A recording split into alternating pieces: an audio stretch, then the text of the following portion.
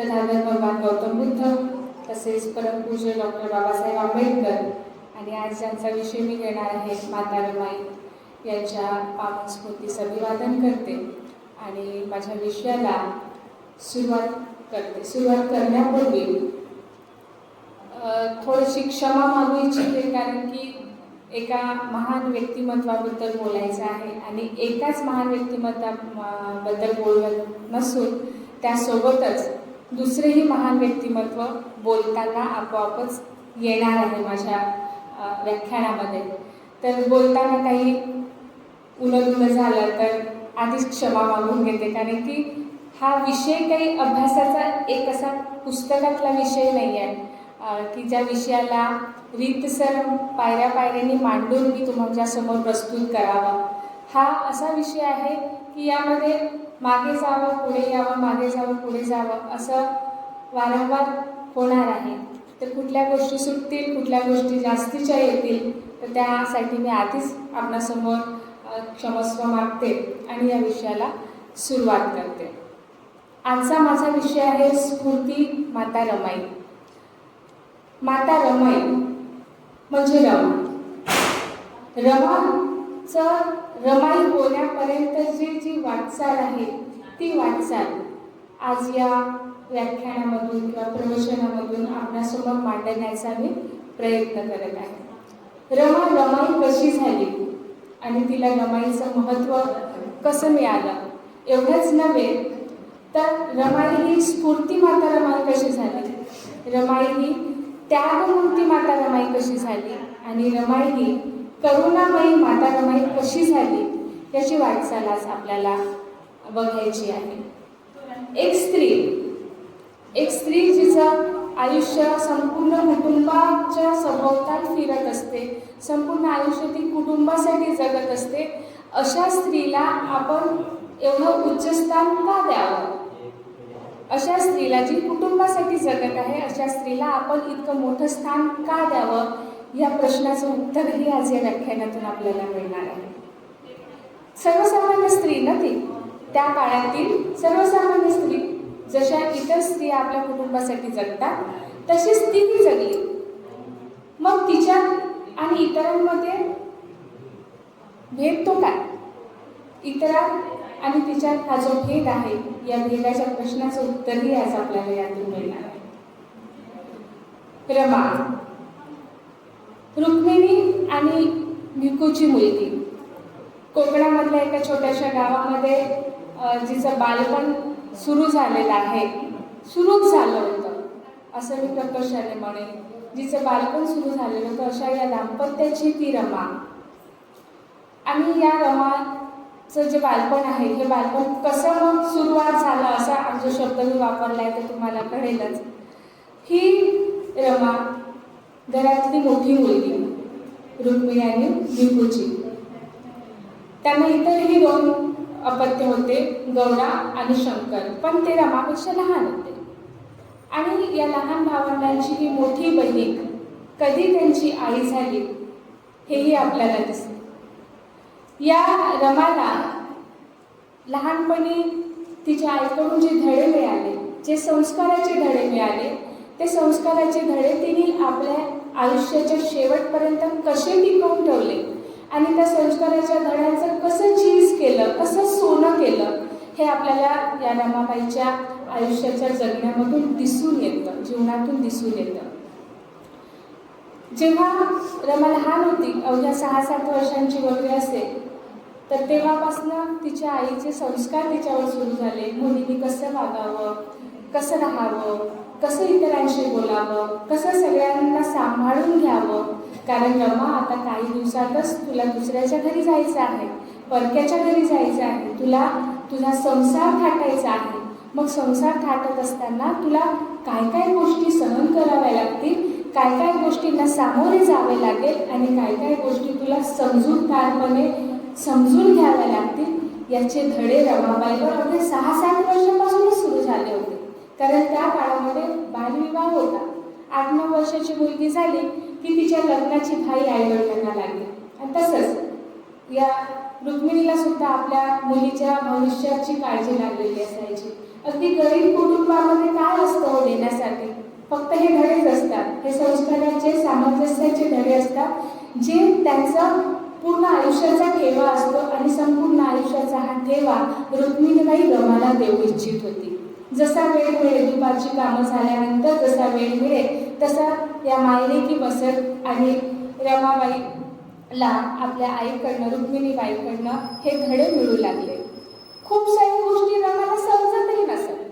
आई काय सांगते आहे, आपल्याला काय करायचं काही समजायचं आणि खूप सारं समजतही नव्हतं. पण रमाला एवढं समजत होतं की आई काहीतरी आपल्यासाठी महत्त्वाचं सांगत आहे, आई काहीतरी आपल्यासाठी चांगलं सांगत आहे, जे आपल्याला भविष्यामध्ये कामी येणार आहे. एवढं मात्र तिला समजायचं आणि ती आपल्या आईचं बोलणं ही निमूटपणे ऐकत राहायची. पण जेव्हा जेव्हा लग्नाचं नाव यायचं तेव्हा ती लाजायची सुद्धा, जसा स्वभाव असतो त्याप्रमाणे. पण खूप साऱ्या गोष्टी तिच्या डोक्याच्या वरूनही जायच्या, तरी सुद्धा ती ऐकत बसायची. हे जे संस्काराचे धडे होते, हे संस्काराचे धडे गिरवण्याचा त्या बालवयामध्ये ती प्रयत्न करू लागलेली होती. अशी ही रमा. आणि रुक्मिणीला वाटायचं की माझी मुलगी खूप सोज्वळ आहे, खूप निर्मळ आहे, खूप शांत आहे. इतर बहीण भावांपेक्षा ती थोडीशी वयापेक्षा जास्तच समजदार आहे. 7-8 वर्षाच्या, 6-7 वर्षाच्या मुलींकडनं समजूतदारपणाची अपेक्षा तरी किती करावी. पण त्याही वयामध्ये रुक्मिणीला हे माहिती होतं की वयापेक्षा जास्तच समजदार माझी रमा आहे. आणि या समजदार रमासाठी तिचा जीव सारखा तुटत असे. गरिबीतली ही पोर, हिला कसं सुख मिळावं, कसं सुख प्राप्त व्हावं, यासाठी तिचे हे धडे रोजचे चाललेले असायचे. आणि त्या धड्यांना गिरवून रमा कशी पुढे आपला संस्कार थाटते तेही आपल्याला दिसते. आपल्यासमोर माहितीच आहे, आपल्या सगळ्यांना माहितीच आहे रमाबाईंचं आयुष्य काय होतं, कसं होतं. पण त्यावर आपण पुन्हा एकदा प्रकाश टाकणार आहोत. अशी ही रमा. आणि या बालवयातच जेव्हा तिचं बालपण सुरू झालेलं होतं, तेव्हाच मी म्हणेन की त्याच वेळेला तिचं बालपण समाप्तही झालं. का समाप्त झालं? कारण फार लहान वयातच रमाला तिची आई सोडून गेली. ज्या वयामध्ये मुलींनी आईकडे हट्ट करायचा असतो, मला आपल्या मनातल्या गोष्टी सांगायच्या असतात, जे काही नाही समजलं ते विचारायचं असतं, अशा या वयामध्ये ही रमाबाई काय झाली? आईविना बोरकी झाली. आईविना बोरक्या झालेल्या पोरीला तिचं बालपण हरवावं लागलं. आणि हा हरवलेलं बालपण तिला समजत होतं की माझी आई गेलेली आहे, मला सोडून गेलेली आहे. गौरा आणि शंकर हे दोघे बहीण भाऊ लहान होते, त्यांना हे तेवढं समजत नव्हतं. पण रुक्मिणी म्हणाली की आता बेटा, तुला आपल्या लहान भावंडांची आई व्हायचं आहे आणि तुझ्या वडिलांची सुद्धा तुला आई व्हायचं आहे.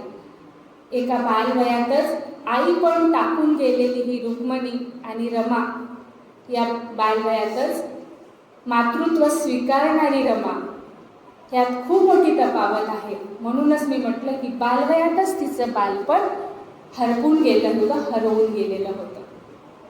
आता कुठे जराशी रमा सावरायला लागली होती, बहीण भावंडांना सांभाळायला लागली होती, वडिलांच्या गोष्टी पुरवायला लागली होती, तर दुसरा आघात रमावर होतो आणि तिचे वडील सुद्धा सोडून जातात. कारण पत्नी गेल्याचा विरह आणि आयुष्याची धकाधक, मोठे आजार, या सगळ्या गोष्टी भिकू सुद्धा सहन करू शकले नाहीत रमाचे वडील, आणि ते सुद्धा आजाराने, छातीच्या किंवा इतर आजाराने ते सुद्धा या मुलांना सोडून जातात. फार मोठं डोंगर या कुटुंबावर आलेला आहे. यावेळेला रमाला रडायला सुद्धा आलं नाही. आई मरण पावली त्यावेळेला रमाच्या डोळ्यात अश्रू होते, ती ओक्साबोक्सी रडू लागली होती. पण ज्या वेळेला पिता मरण पावले त्यावेळेला या रमाच्या चिमुकल्या डोळ्यांमध्ये आसव सुद्धा नव्हती. ती आसव दाटून गेलेली होती, कुठेतरी आटून गेलेली होती. तिच्या हृदयामध्ये, तिच्या मनामध्ये हे जे दुःख होतं, हे दुःख कुठेतरी गारठलेलं होतं, ज्याला वाचा सुद्धा फुटली नाही. ती रडूच शकली नाही, कारण तिला समजायलाच मार्ग नव्हता की हे काय होत आहे. फक्त एकच शब्द तिच्या तोंडून निघाला की बालवयात कुणाचेही आई वडील मरू नयेत असा शब्द तिच्या तोंडून निघतो. याचा अर्थ की त्या मुलीने किती सहन केलं असतं. त्या बालवयामध्ये आई वडिलांचं मरण तिने सहन केलेलं होतं. अशी ही रमा. इथेच कुठे तिचं सगळं दुःख संपत नाही. हे दुःख अजून पुढे येणार आहे वाट्याला, तिच्या आयुष्यभर येणार आहे. पण आता ही कोकणामध्ये राहत असलेलं हे जे परिवार होतं, या आई लेकरांविना जे मुलं होते यांना नेण्यासाठी त्यांचे मामा आणि काका मुंबईहून आले होते. रमाचे काका आणि मामा हे दोघेही मुंबईला वास्तव्याला होते आणि आई वडील दोघेही मरण पावल्यानंतर या लेकरांचा सांभाळ करण्यासाठी कुणीही नाही म्हणून ते दोघेही इथे आले आणि या लेकरांना घेऊन मुंबईला गेले. गोविंदकर हे मामा यांच्या सहवासामध्ये आणि काकांच्या सहवासामध्ये ही लेकरं वाढू लागली मुंबईला एका ठिकाणी. अशातच हिचा स्वभाव अतिशय चांगला, सगळ्यांना आपलंसं करून घेणारी, सगळ्यांना जीव लावणारी ही रमा हिच्यासाठी सगळ्यांचा जीव तुटे. मामीनी सुद्धा तिला आपल्या लेकरांसारखं कधी लेकरां व्यतिरिक्त असं वेगळं मानलं नाही. लेकरांना एवढीच माया सगळ्यांनी या आई वडील नसलेल्या सगळ्या लेकरांवर केली. आणि इकडे आता हा एक भाग झाला आणि इकडे जेव्हा आता बाबासाहेब मोठे होऊ लागले होते आणि बाबासाहेब 9व्या वर्गात असताना बाबासाहेबांच्या वडिलांना रामजींना इकडे चिंता वाटू लागली की माझा मुलगा आता लग्नाच्या वयात आलेला आहे.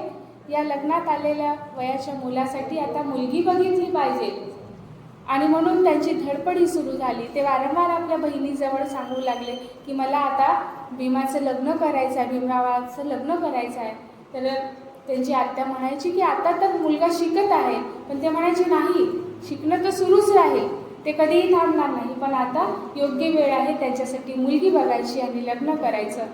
तर इकडे रामजींचं मुलीची शोधाशोध सुरू झाली. त्यांनी 2 मुली शोधल्या, 2 मुलींना होकार दिला आणि तिसरी मुलगी जेव्हा त्यांना रमाबाई कळते, रमाबाईबद्दल निरोप येतो आणि ते रमाबाईला जाऊन भेटतात आणि त्यांना समजतं की आई लेकराविना पोरके झालेली ही लेक आहे आणि फार सोजवळ सुंदर दिसायला चांगली, सगळ्या जरी शिकली नसली तरीसुद्धा इतर गुणांनी परिपूर्ण ती आहे. म्हणून 2 पसंत केलेल्या मुलींना ते नकार देतात आणि तिसऱ्या या रमाबाईला ते होकार देतात की ही माझ्या लेकासाठी लेक सून म्हणून मला पसंत आहे आणि रमाबाईला ते भीमरावासाठी पसंत करतात. पण काय होतं की त्यावेळच्या रीतिरिवाजाप्रमाणे त्यांनी ज्या 2 मुली पसंत केल्या होत्या त्यांच्याकडून दंड आकारण्यात येतो, कारण त्या मुलींना दोष लागलेला आहे. मग आता आमच्या मुलींना नकार मिळाल्यानंतर आमच्या मुलींसाठी वर येणार का, त्यांची लग्न जुळणार का म्हणून पंचायत बसते आणि पंचायतीमध्ये रामजींवर दंड आकारला जातो. रामजी म्हणतात माझ्या समानच मी त्यांना पाहिल आणि त्यांच्या लग्नासाठी पण मदत करेन. मग पंचाकडून जो काही दंड त्यांना आकारला जातो तो दंड ते भरतात आणि त्या दोषातून मुक्त होतात आणि सरते शेवटी रमाबाई आणि भीमरावांचं लग्न हे ठरतं. असं नाही की त्यावेळेला की लग्न ठरलं आहे तर खूप मोठी धामधूम आहे आणि आता लग्न होणार तर खूप मोठा इथे आपली साज सजावट होईल. तर बाजार भरणार आहे आणि बाजार भरायच्या पूर्वी हे लग्न आटोपलं पाहिजे. ज्या जागी तिथे बाजार भरणार असतो त्या जागी लग्न होणार असतं भीमरावाचं आणि रमाचं आणि या लग्नाची सुरुवात होत असते. भीमराव आणि रमा हे 2 जीव जे दोघेही कुठेतरी बालवयात आपल्या आप्तेष्टांना आपल्या स्वकीयांना हरवलेले असतात. हे 2 जीव एकत्र येणार असतात. इकडे रमाच्या मनात खूप घालमेल असते, कारण मॅट्रिकपर्यंत शिकलेला एक नवरदेव आपल्या समाजामध्ये कुठेही एवढा शिकलेला मुलगा नाही आणि एवढा सुशिक्षित नवरा आपल्याला मिळणार याचा मानही रमाला होता, याचा खूप आनंदही रमाला होता आणि या क्षणी तिला तिच्या आई वडिलांच्या आठवणींचा दुःखही तिच्या मनात होतं. इकडे भीमरावाला सुद्धा, भीमरावांची आई सुद्धा वयाच्या अवघ्या 5 वर्षी त्यांना सोडून गेलेली होती. त्यामुळे या क्षणी भीमराव सुद्धा आपल्या आईला आठवीत होते की आई, तू आज असतीस तर तुलाही तुझ्या भीमाचं लग्न पाहून आनंद झाला असता. अशा दोघांच्याही मनामध्ये दाटलेलं दुःख एकत्र येऊ लागलं होतं. आणि या दोन्ही जीवांची जी साथ आहे या लग्नाच्या विधीने पूर्ण झाली होती. दोघांचंही लग्न झालं होतं. एका सूर्यासोबतचा संसार रमाबाईला करायचा होता. सूर्यासोबतचा संसार असे उदाहरणं आपण सांगतो. खरंच सूर्यासोबतचा संसार म्हणजे इतका सोपा नव्हता. कारण भर 12च्या उन्हात जर आपण बाहेर निघालो तर पायाला रस्त्यावरचे चटके कसे लागतात, उन्हाचे डोक्यावरचे चटके कसे लागतात हे आपल्याला माहिती आहे. आणि इथे तर प्रत्यक्ष सूर्यासोबत संसार रमाबाईला करायचा होता. तर तिला हे सगळेच चटके सहन करायचे होते. आणि हे सगळे चटके सहन करून सुद्धा शब्दातून, तोंडातून एक शब्दही दुःखाचा न काढता तिला हा आपला संसार थाटायचा होता. अशी ही रमाबाई. आता या रमाबाईचं दुःख संपलं होतं का? आता या रमाबाईला वाटलं की आता मी सुखाने जगेल, मला एवढा चांगला नवरा मिळालेला आहे, सुशिक्षित नवरा मिळाला, इतकं चांगलं कुटुंब मला मिळालेलं आहे, तर माझ्या वरील जो काही दुःखाचा डोंगर आहे तो दुःखाचा डोंगर आता कुठे कमी होईल. परंतु ही तिची समज होती, गैरसमज होता तिचा. कारण दुःखाचा डोंगर हा रमाबाईचा साथ कधीही न सोडणारा होता. तो सदैव तिच्या सोबत राहणारा होता. अशी ही रमाबाई. या सूर्यासोबतच्या संसारामध्ये तिला काय काय मिळालं ते सगळं आपल्याला इथे दिसणार आहे. हा जो दुःखाचा डोंगर आहे, हा दुःखाच्या डोंगराची सुरुवात कशी होते? रमा ही किती मरण बघते याचं आपल्याला पुढे दिसणारच आहे की लहानपणी अवघ्या कमी वयामध्ये आईवडिलांचं मरण रमाने पाहिलेलं आहे. आसव दाटलेली ही रमा, आपल्या उरामध्ये कुठेतरी दुःख साठवून ठेवणारी ही रमा जेव्हा आपल्या संसारात येते, जेव्हा आपल्या सासऱ्याचा बाबा म्हणून स्वीकार करते आणि या सासऱ्यांकडून सुद्धा तिला लेकीसारखं प्रेम मिळते, आते सासूकडून सुद्धा लेकीसारखं खूप कुरवाडा मिळतो, खूप प्रेम मिळतं. आणि अशा वेळेला काही कालावधीनंतरच हे बाबा म्हणजे तिचे सासरे हेही तिला सोडून जातात. इतकंच नव्हे तर एका वर्षातच परत तिचे भासरे म्हणजे बाबासाहेबांचे बंधू ते सुद्धा मृत्यूस पावतात. आणि हे दुःख, हे मरण, हे रमा वारंवार आपल्या अवघ्या कमी वयातच बघत असते. इतकंच नव्हे तर तिने 4 मुलं सुद्धा गमावलेली असतात. आणि ही 4 मुलं कशी गमावलेली आहेत हेही आपल्याला माहिती आहे. एवढंच नव्हे, सासरा जातो, भासरा जातो, भीमाची सावत्र आई जाते. आणि या सगळ्या मरणांच्या डोंगराखाली ही रमाबाई एकत्र तुटत असते. एकटीच तुटत असते. कारण ही सगळी मरण जेव्हा होतात तेव्हा तिचा साथीदार तिच्या सोबत नसतो. भीमराव तिच्या साथीला तिच्या सोबत नसतात. कारण भीमराव हे ज्ञानाच्या ज्ञानसागरामध्ये पोहण्यासाठी कुठेतरी दूर देशामध्ये बसलेले असतात. कारण त्यांचं जाणं हे अतिशय महत्त्वाचं होतं. कारण रमाला माहिती होतं, रमाने एका साध्या सरळ मुलीसारखं आपलाही पती आपल्यासोबत बसावा, आपल्यासोबत 4 गप्पा गोष्टी कराव्यात, इतरांच्या पतीसारखं आपल्यासोबत संवाद साधावा असं तिला वाटत असलं तरीसुद्धा रमाच्या वाट्याला हे फारसं आलं नाही. रमाच्या वाटेला हे फारसं आलं नाही कारण भीमरावांजवळ या सगळ्या गोष्टींसाठी वेळच नव्हता.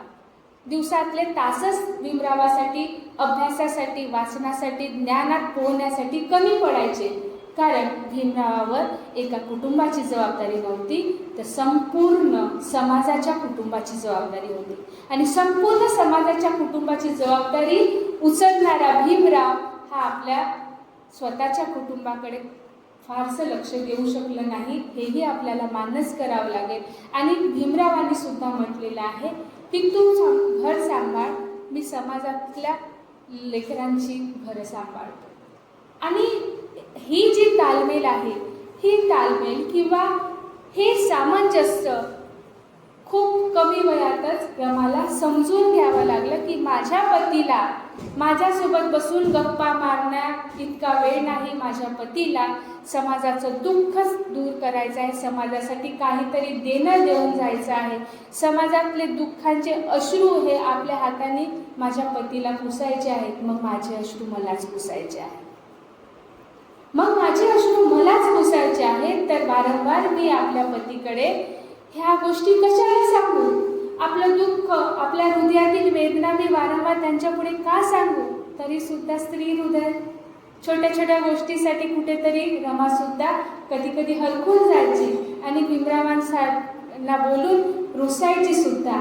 आणि रुसलेल्या आपल्या पत्नीला मनवायचं काम सुद्धा भीमराव करायचे. त्यांना माहिती होतं की माझी पत्नी फार सामंजस्य असलेली आहे, फार समजदार आहे, पण शेवटी तिच्याही मनाचा विचार मला करावा लागेल. आणि यांची अशी पती पत्नीची छोटी छोटी भांडणं या एका खोलीच्या संसारामध्ये चालायची.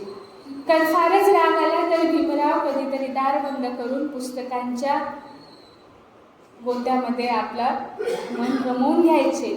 आणि रमाबाई मात्र आपले पती जेवले नाहीत, आपले पती उपाशी आहेत, आपल्या पतीला आपल्या बोलण्याचा राग तर आला नाही, या विचारांच्या विळख्यात ती सारखी पडलेली असायची. जेवणाचं ताट ती दाराच्या आत ठेवायची, पण ते ताट जसंच्या तसंच राहायचं. दिवसभर पती उपाशी राहतो याचं तिला फार वाईट वाटायचं. आणि सरते शेवटी ती माघार घ्यायची आणि आपल्या पतीला ज्ञानाच्या सागरात सोडून देण्यासाठी ती मुक्त व्हायची. इतकं सामंजस्य. खूप 25-30 वर्षाची नव्हती रमा त्यावेळेला की तेवढा मोठा समजदारपणा तिला यावा. फार कमी वयामध्ये हा समजदारपणा आलेला होता. आता आपल्याला आठवते की हा समजदार रुक्मिणीच्या संस्कारातून आलेला होता. तिच्या आईने बालपणी तिला जे धडे दिलेले होते समजदारपणाचे, समजूतदारपणाचे, हे सगळे धडे रमा आता इथे प्रत्यक्षात गिरवत होती. गिरवतच नव्हती, तिथे प्रत्यक्षात उतरवत होती. एवढा मोठा समजदारपणा या रमाला आलेला होता. आणि मग जेव्हा आपला पती आपल्या स्वतःच्या ध्येयाच्या मागे धावत सुटतो, त्या ध्येयाच्या मागे धावत सुटलेल्या पतीला मोकळं सोडून रमा फक्त संसाराची कास आपल्या हाती धरायची.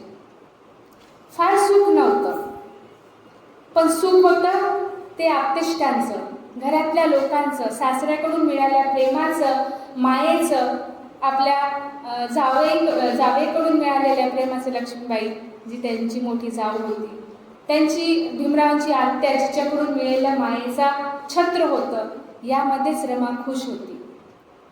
का खुश होती? कारण ती प्रेमाची भुकेली होती.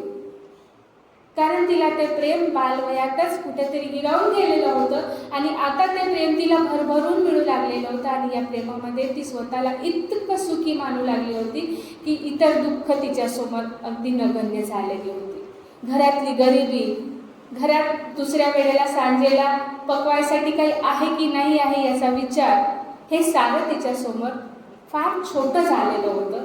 कारण प्रेमाच्या भुकेल्या रमाला सगळं प्रेम मिळत होतं आणि ती त्याच्या आनंदामध्येच स्वतःला धन्य मानू लागली होती, सुखी मानू लागलेली होती.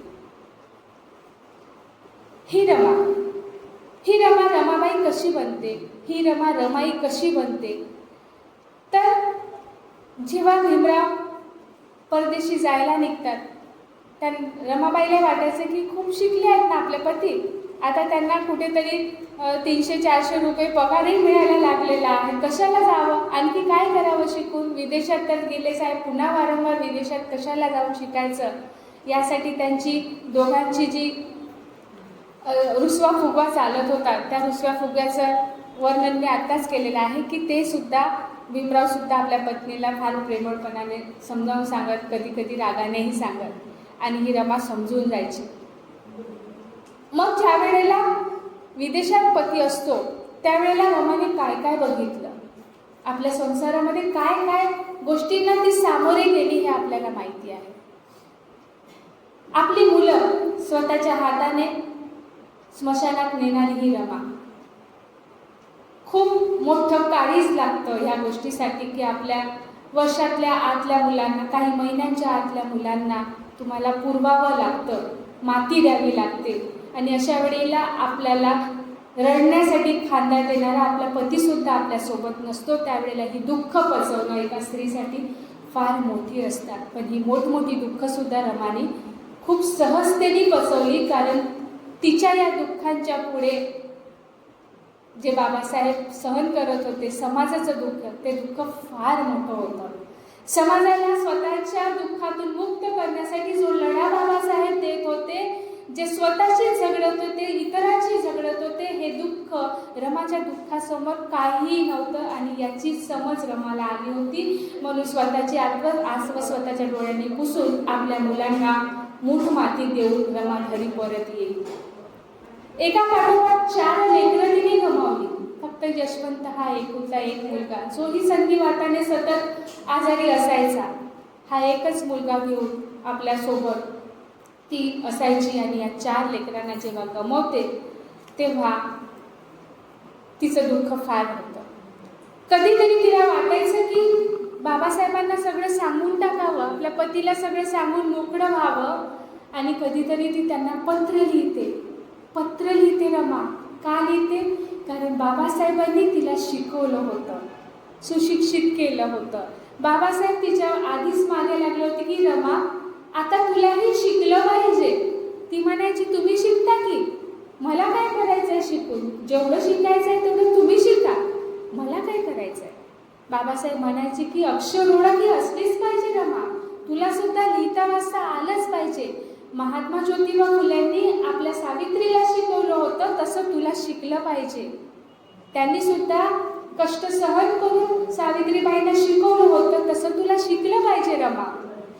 ही कथा जेव्हा महात्मा फुलेंची आणि सावित्रीबाईंची बाबासाहेब रमासमोर सांगतात, तेव्हा रमा म्हणते की ठीक आहे, तिला सुद्धा पटतं, ठीक आहे, मी सुद्धा शिकेल, पण मी बाहेर शिकायला जाणार नाही, तुम्हालाच मला शिकवावं लागेल. आणि ही रमा शिकायला जेव्हा तयार होते फार प्रयासाने, तेव्हा बाबासाहेब आपल्या प्रचंड व्यस्त वेळेतून काहीतरी वेळ काढून रमाबाईला शिकवतात, अक्षर ओळख देतात, लिहायला वाचायला शिकवतात. आणि कधी जेव्हा बाबासाहेब आपल्या कामानिमित्त बाहेर जातात, त्यावेळेस त्यांची विखुरलेली पुस्तकं असतात, त्या विखुरलेल्या पुस्तकातून एखादं पुस्तक रमा उचलते आणि वाचायला लागते. आणि तिच्या मनामध्ये विचारांचे जे डोंगर निर्माण होतात, विचारांचा जो सैरामेर सुरू होतो, तो तिला समजायला लागतो की मला माझ्या पतीने शिकवल्यामुळे मला आज हे ज्ञान वाचता येतंय. मराठीच पुस्तकं वाचायची, ती इंग्रजी काही वाचता येत नव्हतं. मराठी पुस्तक उचलायची आणि त्यातलं काहीतरी वाचायला लावायची. आणि तेव्हा तिला समजायचं की मला वाचता येतंय ते माझ्या पतीमुळे. त्यांनी अट्टहास धरला नसता तर मी शिकले नसते, मी वाचण्याचा प्रयत्न केला असता, लिखाणाचा प्रयत्न केला नसता. आणि म्हणून आज मला बाबासाहेब काय धडपड करतात हे एवढं ज्ञान प्राशन करून हे तिला थोडं थोडं समजायला लागलं होतं.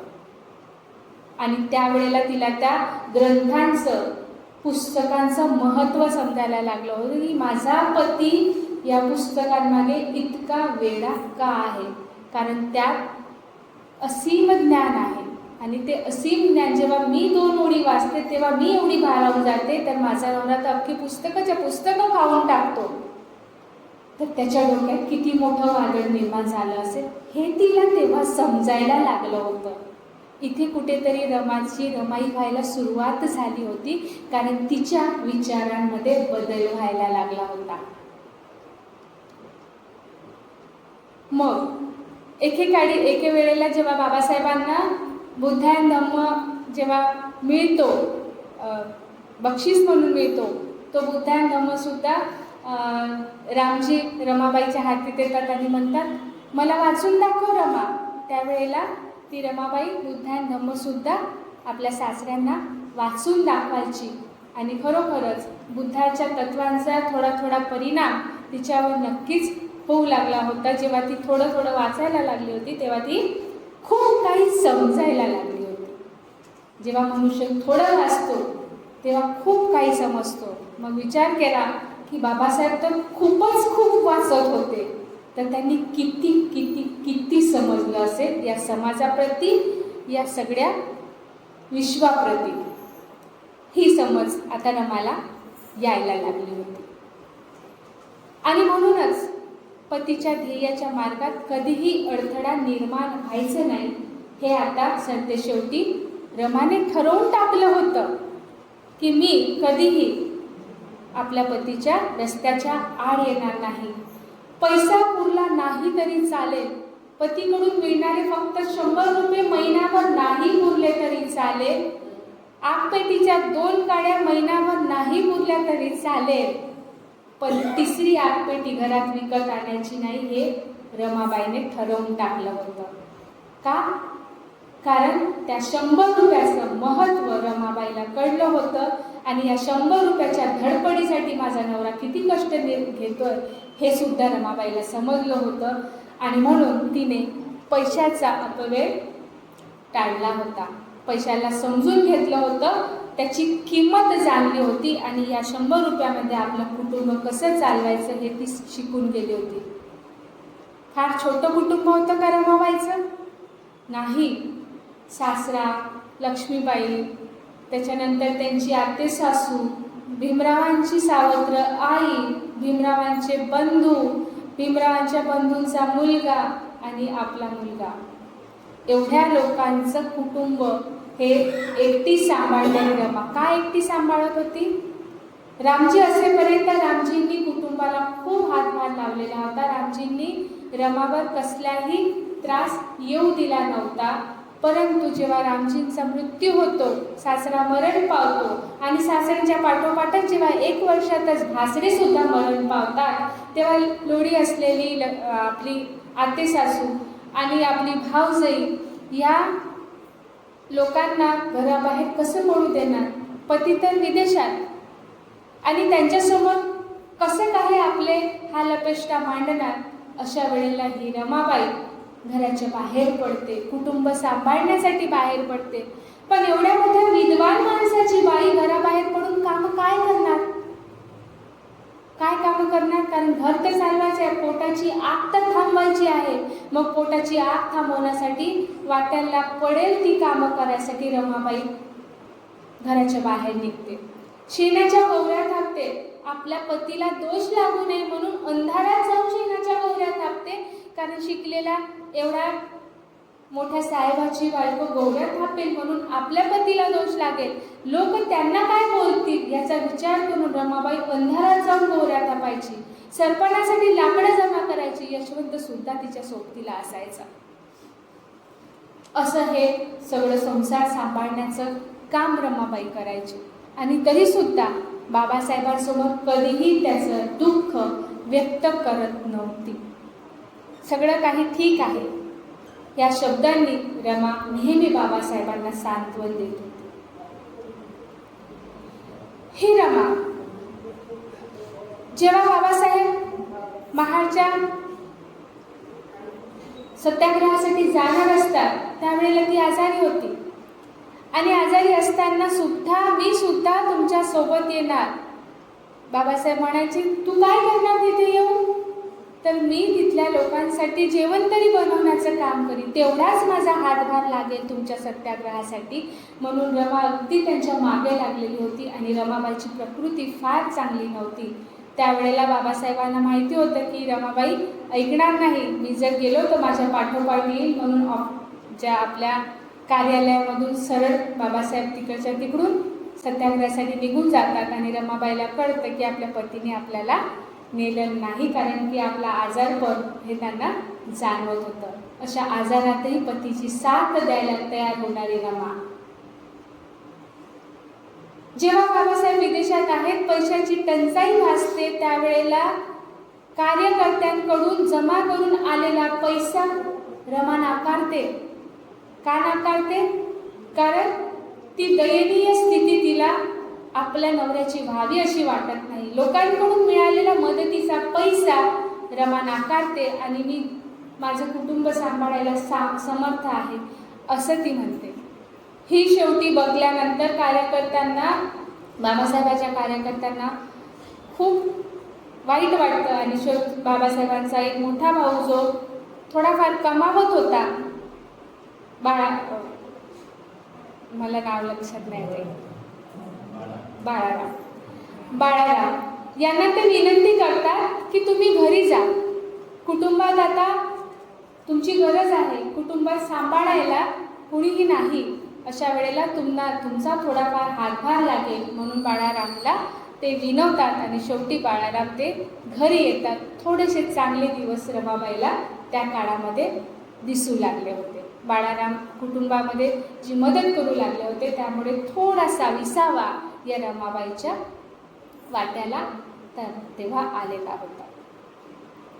बाबासाहेब पहिल्यांदा विदेशातून येतात, मग सिडनहॅम कॉलेजमध्ये नोकरीला लागतात, 400 रुपये कमवू लागतात. त्यावेळेला रमाबाईला असं वाटलं की आता सुख माझ्यापासून दूर जाणार नाही, आता माझ्या पतीने फार काही कमवायला सुरुवात केलेली आहे आणि माझ्या संसारासाठी खूप काही त्याची मदत होईल, आता मला कसल्याही दुःखांची चिंता नाही. पण हे सुख तिच्यापासून 2 वर्ष फक्तच राहिलं आणि 2 वर्षानंतर परत बाबासाहेब आपला राहिलेला अभ्यास पूर्ण करण्यासाठी विदेशात जायची हुरहुर लावतात. त्यावेळेला तिला समजतं की माझा नवरा हा पैसे कमवण्यासाठी शिक्षण घेतच नाही. या गोष्टीची जाणीव तिला होऊन जाते आणि ती सुद्धा विदेशात जायसाठी बाबासाहेबांना होकार देते आणि जाऊ देते. मग ज्या वेळेला बाबासाहेब विदेशात असतात तेव्हा हे खूप महत्त्वाचं आहे की रमाबाई आपल्यासमोर कशी मांडण्यात आलेली आहे, कशी ती आपल्याला दिसली आहे. या प्रश्नाचं उत्तर हे आहे की रमाबाई आपल्याला कोणाच्या माध्यमातून दिसली. रमाबाई ही आपल्याला भीमरावांच्या पत्रांच्या माध्यमातून दिसली. स्फूर्तिमाता रमाई हा शब्द जेव्हा आपण म्हणतो, त्यागमूर्ती माता रमाई हा शब्द जेव्हा आपण म्हणतो, कारुण्यमूर्ती माता रमाई हा शब्द जेव्हा आपण वापरतो, तर रमाईचं व्यक्तिमत्व जेव्हा मी सुरुवातीलाच म्हटले की एक सामान्य स्त्रीसारखी तर ती जगली, कुटुंबासाठी जगली, इतर स्त्रियाही जगायच्या तशीच ती जगली. मग वेगळंपण काय होतं तिच्यामध्ये, तर हे वेगळंपण बाबासाहेबांनी रमाबाईला लिहिलेल्या पत्रांमधून आपल्याला दिसतं. बाबासाहेबांनी लिहिलेल्या पत्रांमधून रमाबाई काय होती हे आपल्याला दिसतं. खरी रमाई आपल्याला या पत्रांमधून दिसते. म्हणून पत्रांमधील जी रमाई दिसते ती अतिशय वेगळी, ती स्फूर्ती देणारी रमाबाई होती. आपला आजचा विषयच आहे स्फूर्ती माता रमाई. कसली स्फूर्ती देत होती रमा? बाबासाहेब जेव्हा आपल्या कुटुंबातल्या गोष्टी, जेव्हा पहिलं पत्र रमाबाईला येतं आणि पहिलं पत्र जेव्हा रमाबाईच्या नावाचं ती वाचते, अधाशासारखी वाचत सुटते. अधाशा हा शब्द मी यासाठी वाचते की खूप दिवस ज्याला अन्न मिळालं नाही आणि त्याच्यासमोर जेव्हा अन्नाचं ताट मिळतं तेव्हा तो अधाशासारखा भुकेला व्यक्ती जसं खातो ना, तसं रमाबाई अधाशासारखं बाबासाहेबांचं पहिलं पत्र वाचू लागली होती. आणि तिला त्यावेळेला तिच्या साक्षर होण्याचं महत्त्व खूप जास्त वाटू लागलेलं होतं की आज जर मला लिहिता वाचता आलं नसतं तर मी माझ्या पतीसोबत असा प्रत्यक्ष संवाद साधू शकले नसती. माझ्या पतीने मला लिहिलेलं पत्र मला वाचता आलं नसतं. इतकंच नव्हे तर त्या पत्राचं उत्तर सुद्धा तिला पुढे देता आलं.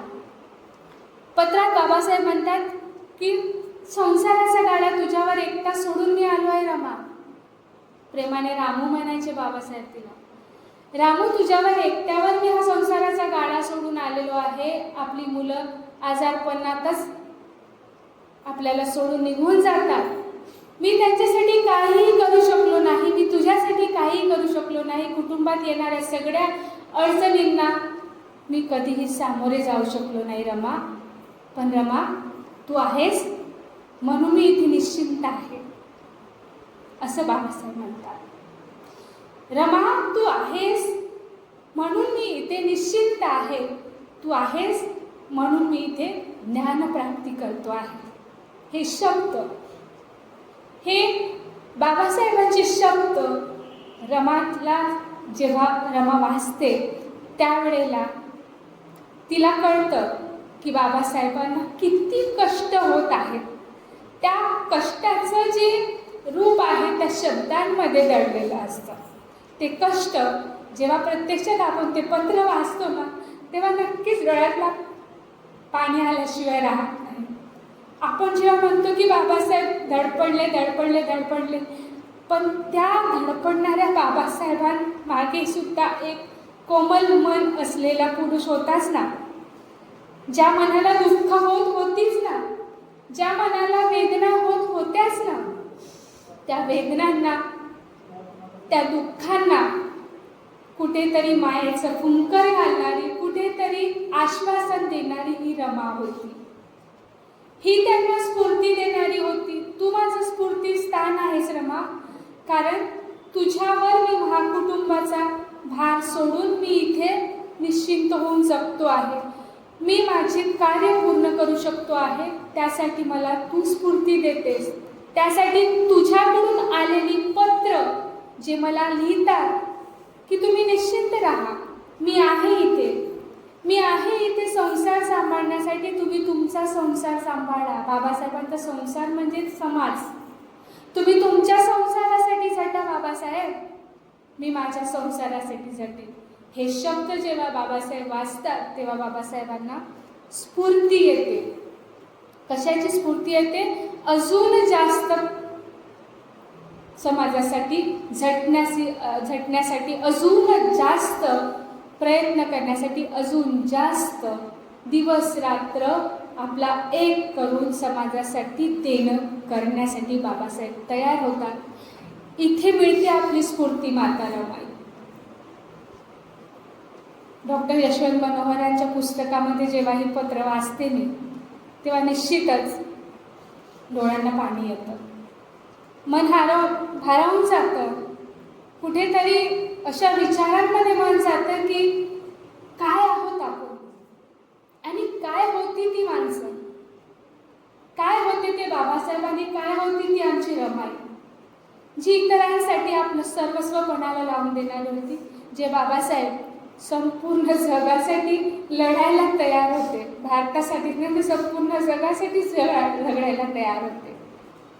आणि आम्ही कुठे आहोत? आम्ही रमाईकडून काय स्फूर्ती घेतली पाहिजे? डॉक्टर यशवंत मनोहर माता रमाईला सांस्कृतिक आई म्हणतात. सांस्कृतिक आई या शब्दाचा उल्लेख आम्हाला निश्चितच करावासा वाटेल. काय असते सांस्कृतिक आई? संस्कृती ही आपण एका पिढीकडून दुसऱ्या पिढीकडे देत असतो, हस्तांतरित करीत असतो. संस्कृती म्हणजे सगळं जे काही चांगलं होऊन गेलेलं आहे त्या चांगल्या गोष्टीला आपल्याला पुढच्या पिढीपर्यंत पोहोचवायचं आहे, ही असते आपली संस्कृती. मग डॉक्टर मनोहर रमाईला सांस्कृतिक आई का म्हणतात? कारण संस्कृतीमध्ये भूतकाळामध्ये अशी आई झाली नाही, आणि अशी आदर्श आई आपल्याला भविष्यामध्ये आपल्या पुढच्या पिढ्यांपर्यंत घेऊन जायची आहे, म्हणून तिला सांस्कृतिक आई असं म्हणतात. तिने जे काही घडवून ठेवलेलं होतं, तिने जे काही मिळवून ठेवलेलं होतं, ते सगळं मिळवून ठेवलेलं संस्कृतीचं देणं आपल्याला आपल्या पुढच्या पिढीपर्यंत नेऊन पोचायचं आहे. कशी होती माता रमाई, कशी होती ही आपली सांस्कृतिक आई, हे सगळं देणं पुढच्या पिढीला द्यायचं आहे, म्हणून तिला सांस्कृतिक आई असा उल्लेख डॉक्टर यशवंत मनोहर करतात. या सगळ्यामध्ये, या सगळ्या गोष्टींमध्ये जेव्हा संसारात कुठेतरी थोडासा वेळ मिळायचा, तेव्हा हे दोघं पती पत्नी थोडा वेळसाठी जेव्हा एकत्र बसायचे, कधी जेवताना म्हणा किंवा काही गोष्टी करत असताना म्हणा, त्यावेळेला रमा आपल्या मनातल्या गोष्टी बोलण्याचा प्रयत्न करायची. तिच्या मनाला काही वाटायचं ते सांगण्याचा प्रयत्न करायची. रमाने आजूबाजूची कुटुंब बघितलेली होती. आजूबाजूच्या कुटुंबांमध्ये दारू पिऊन आलेल्या व्यक्तीकडून जो त्रास व्हायचा तो तिने बघितला होता. स्त्रिया तर तिला म्हणायच्या की तुझा एवढा शिकलेला बॅरिस्टर नवरा आणि तुझ्या अंगावर थोडा मासा सोनं नाही, तुझ्या अंगावर एक दागिना नाही. त्या गोष्टीची रमाने पर्वा केली नाही. का केली नाही? कारण बाबासाहेब म्हणायचे तो दागिना तात्पुरता आहे रमा, तुझ्यासाठी मी असा दागिना तयार करणार आहे की जो दागिना कधीही कोणीही हिरावून घेऊ शकणार नाही. खूप मोठा दागिना तू स्वतः बनणार आहेस इतरांच्या गळ्यातला.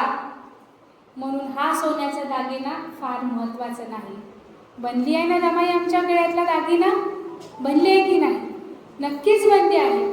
कारण तो सोन्याचा दागिना महत्त्वाचा नाही, पण रमाईने जी आम्हाला दिलेली आहे, जी शिकवण आम्हाला दिलेली आहे, ती शिकवण आमच्या गळ्यातला नक्कीच दागिना बनलेली आहे.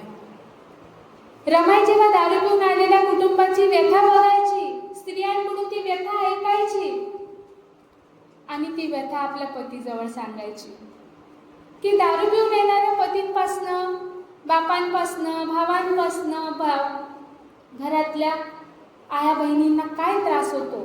त्यासाठी ती बाबासाहेबांना म्हणे, तुम्ही काहीतरी करा ना बाबासाहेब याच्यावर. हे दारू पिऊन आलेले व्यक्ती घरामध्ये फार कलश निर्माण करतात, यासाठी तुम्ही काहीतरी केलं पाहिजे. आणि खरंच बाबासाहेब जेव्हा या गोष्टीवर विचार करतात आणि पुढे आपल्याला जी धम्मदेशना देतात, बाबासाहेब बुद्धाचा धम्म आपल्याला देतात, त्यावेळेला देतात ना पंचशील, कुठेही विसरले नाहीत. पत्नीचा तो एक शब्द, कुठेतरी संवादामध्ये घडून आलेला एखादा शब्द आणि तिला सहन न झालेला दारू पिणाऱ्या व्यक्तींचा जो चटका आहे, तोही ते आठवण ठेवतात. पण याचं याची फार धन्यता रमाबाईला वाटायची की माझा नवरा दारू पित नाही. याचा मोठा अभिमान तिला वाटायचा. इतरांच्या गळ्यातल्या सोन्याच्या दागिन्यापेक्षा हा दागिना माझ्यासाठी महत्त्वाचा आहे, असं तिला वाटायचं. की दारू पिऊन माझा नवरा आला असता आणि सोन्याचे गळ्यावर दागिने दिले असते तर कोणत्या कामाची, याची जाणीव तिला होऊ लागते. आणि माझ्यासाठी माझा शिकलेला, कमी बोललेला, मला वेळ न दिलेला, स्वतःच्या ज्ञानप्राप्तीसाठी खोलीची दारं बंद करून दिवस रात्र अभ्यास करत बसलेला नवरा मला चालेल, पण दारू पिलेला नव्हता, याची जाणीव तिला झालेली होती. आणि यातच ती धन्यता मानू लागलेली होती. जेव्हा रमाबाई आजारी पडल्या त्यावेळेला बाबासाहेब तिला म्हणतात की तू कुठेतरी हवा पालटीसाठी जा. आणि ते आपल्या कार्यकर्त्यांना सांगून बाहेरगावी रमाबाईला कसं तरी मनवतात आणि हवा पालटीसाठी पाठवतात. रमाबाई जातात, एका वसतिगृहात राहतात. आणि त्या वसतिगृहामध्ये ज्या वेळेला लक्षात येतं की सांजेला जेवण बनवायला काहीही नाही, वसतिगृहातली छोटी छोटी मुलं उपाशी राहणार आहेत, अशा या रमाबाईला फार कडवडा येतो. आणि सोन्याच्या हातातल्या बांगड्या काढून ती कार्यकर्त्यांना देते, त्या गिरवी ठेवा आणि जेवण बनवायला सगळं काही आणा. त्या दिवशी रमाबाई स्वतःच्या हाताने स्वयंपाक बनवते आणि मुलांना खाऊ घालते. खरंच तिला सोन्याची एवढी हाव होती का? हाव असती तर खूप वर्षानंतर हातात मिळालेल्या सोन्याच्या बांगड्या तिने सहज काढून दिल्या नसता. त्या ती काढून देते. भुकेल्याची भूक तिला माहीत असते. पोटाला चिमटा जेव्हा लागतो भुकेचा, तो किती त्रासदायक असतो, तो त्रास तिने सहन केलेला असतो. आणि तो त्रास जेव्हा मोठा व्यक्ती सहन करू शकत नाही, तर ही ते लहान लहान मुलं म्हणा आहेत, ही कशी सहन करणार? आणि म्हणून इथे बनते रमाबाई, आमची रमाई. ती एका लेकराची आई नाही तर असंख्य मुलांची आई बनते. आणि या रमाईला रमाईचं रूप प्राप्त होते. रमाबाई पंढरपूरला जायची इच्छा दर्शवते बाबासाहेबांसमोर. आजारी असतात रमाबाई खूप व्रत वैकल्य करायच्या, पूजा पाठ करायच्या, बाबासाहेबांच्या चोरून चोरून आपले देवल लपवून ठेवायच्या. त्याच काळातल्या होत्या ना त्या, त्यांच्यावर तेच संस्कार झालेले होते. देव वगैरे सगळे संस्कार त्या काळात होतेच. म्हणून त्या चोरून चोरून पूजा पाठ करायच्या. कशासाठी? माझा नवरा इतका कष्ट सहन करतो, त्याला कुणाची दृष्ट लागू नये. माझ्या नवऱ्याला आलेली सगळी हाल अपेष्टा देवाने कमी करावी यासाठी, स्वतःसाठी रमाबाई काही मागत नव्हत्या. मागायच्या त्या स्वतःच्या कुटुंबासाठीच मागायच्या, स्वतःच्या पतीसाठीच मागायच्या. स्वतःच्या पतीने चालवलेली धडपड ही यशस्वी व्हावी यासाठी रमाबाईचं साकडं असायचं देवासमोर. आणि जेव्हा रमाबाई फार आजारी होत्या तेव्हा त्यांना वाटलं की आता पंढरपूरला गेलं पाहिजे, पंढरपूरची वारी केली पाहिजे, कारण पंढरपूरचा देव हा ऐकतो, सगळ्यांचं ऐकतो आणि ते दुःख हरतो. म्हणून तिला वाटलं की मला गेलं पाहिजे पंढरपूरला. ती बाबासाहेबांसमोर म्हणते, मला पंढरपूरला घेऊन चला. बाबासाहेब म्हणतात, कशाला, काय आहे त्या पंढरपुरात, कुठला देव आहे, जो देव ब्राह्मणांनी हस्तगत करून ठेवलेला आहे, ज्याचं दर्शन सामान्य माणसाला, गोरगरिबाला मिळत नाही, अस्पृश्यांना मिळत नाही, तो देव कोणत्या कामाचा. मग रमाबाई म्हणते, तुम्ही मग केला ना काळाराम मंदिराचा सत्याग्रह, कशाला गेला काळाराम मंदिरात. तेव्हा बाबासाहेब म्हणतात, देवाचं दर्शन घेण्यासाठीचा तो सत्याग्रह नव्हता रामू, तो सत्याग्रह माणसाला माणूसपण मिळवून देण्यासाठीचा सत्याग्रह होता. तो देवाचं दर्शन घेण्यासाठीचा सत्याग्रह नव्हता रामू, तो माणसाला माणूसपण मिळवून देणारा सत्याग्रह होता. माणसाचा अधिकार प्राप्त करून देण्यासाठीचा सत्याग्रह होता, देवप्राप्तीसाठीचा मुळीच नव्हता. पण रमा काही समजत नाही. तिला वाटतं की हो असेल त्यांचं काहीतरी, पण मला पंढरपूरच्या देवाचे दर्शन घ्यायचे आहे. ती म्हणते, मी दुरूनच घेईन, नाही जवळ जाऊ दिलं ना, नाही मंदिराच्या आत येऊ दिलं ना तरी चालेल, मी दुरूनच घेईन दर्शन.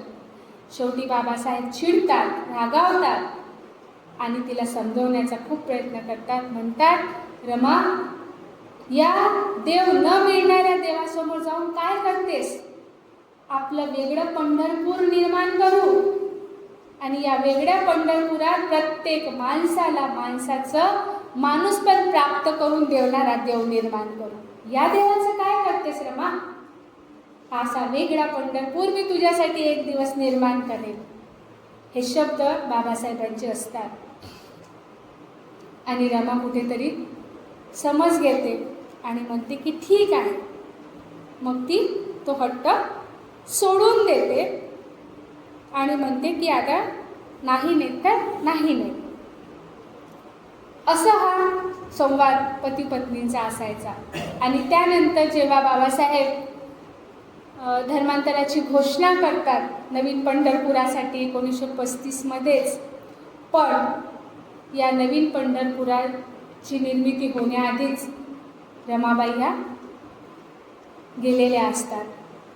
ऑक्टोबर 1935मध्ये धर्मांतराची घोषणा बाबासाहेबांनी येवला येथे केलेली असते, पण 27 मे 1935लाच रमाबाई आपल्याला सोडून गेलेल्या असतात. खूप आजाराने त्या गेलेल्या असतात. त्यांचे शेवटचे जे क्षण असतात ते शेवटचे क्षण खूप आजारात गेलेले असतात, पण तरीसुद्धा चेहऱ्यावर कसलाही खंत नाही, आजारपणाचा खंत नाही. फक्त खंत एकच आहे की अर्ध्या वाटेवर बाबासाहेबांना सोडून जात आहे, अर्ध्या वाटेवर मी यांना सोडून जाते आहे. आता यांना सांभाळायला कोण, यांना धीर द्यायला कोण. कुटुंबामध्ये एका पाठोपाठ सारीच लोक गेली. रामजींच्या जाण्यानं बाबासाहेब फार तुटले होते. ते तुटलेलं पण रमाने पाहिलं होतं. बाबासाहेब जेव्हा दुःखी व्हायचे तेव्हा बाबांना ज्या जागी जाळलं होतं त्या जागी श्मशानात जाऊन तासनतास बसायचे. ते दुःख रमाने पाहिलं होतं. आता तर प्रत्यक्ष रमा जाणार होती. मग अर्ध तुटून गेलेला मनुष्य जेव्हा मीही जाईल तेव्हा माझ्या जाण्यानेही किती तुटणार याचं दुःख रमाबाईला सारखं सतावत होतं, स्वतःच्या मरणाचं नाही. ती खंत तिला सतावत होती की माझ्यानंतर आता यांना कोण सांभाळेल. आणि तरी सुद्धा ज्या वेळेला त्यांचं शेवटचे क्षण असतात बाबासाहेब त्यांच्या जवळ असतात. खूप काही सांगायचं असते रमाला की मी गेल्यानंतर यशवंताची काळजी घ्या, मी गेल्यानंतर त्याला रागावू नका, त्याला दुरावू नका. मी गेल्यानंतर त्याचा आई म्हणूनही सांभाळ करा. पण हे सांगण्यासाठी शब्दच नसतात रमाबाईजवळ. त्या रमाईजवळ शब्द कुठेतरी निर्जीव झालेले असतात.